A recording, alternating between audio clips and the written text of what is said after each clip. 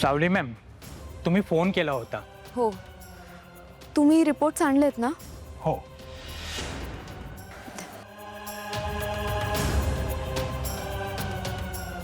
हे घ्या बाबा. रिपोर्ट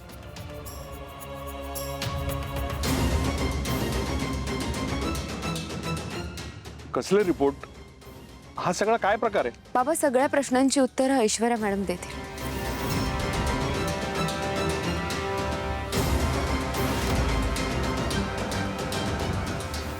ऐश्वर्या मॅडम, हे काय आहे माहिती आहे ना तुम्हाला?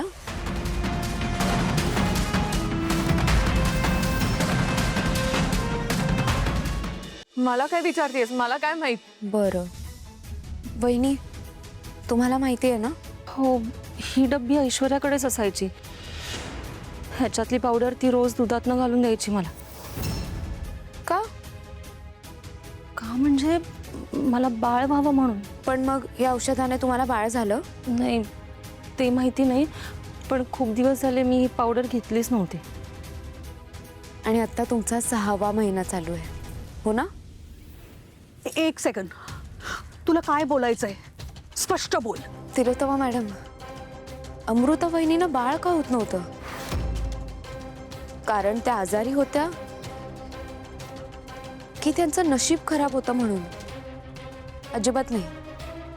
कारण ऐश्वर्या मॅडम त्यांना बाळ होण्याचं औषध म्हणून बाळ न होण्याचं विष देत होत्या.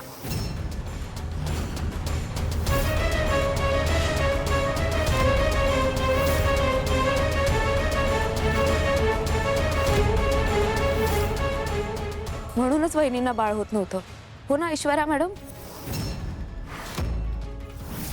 आणि हे सगळं ऐश्वर्या मॅडमने मुद्दाम केलं, कारण त्यांना माहित होतं त्यांना मूल नाही होऊ शकत. म्हणूनच त्यांना ह्या घरातल्या कोणत्याही सुनेला मूल होऊ द्यायचं नव्हतं.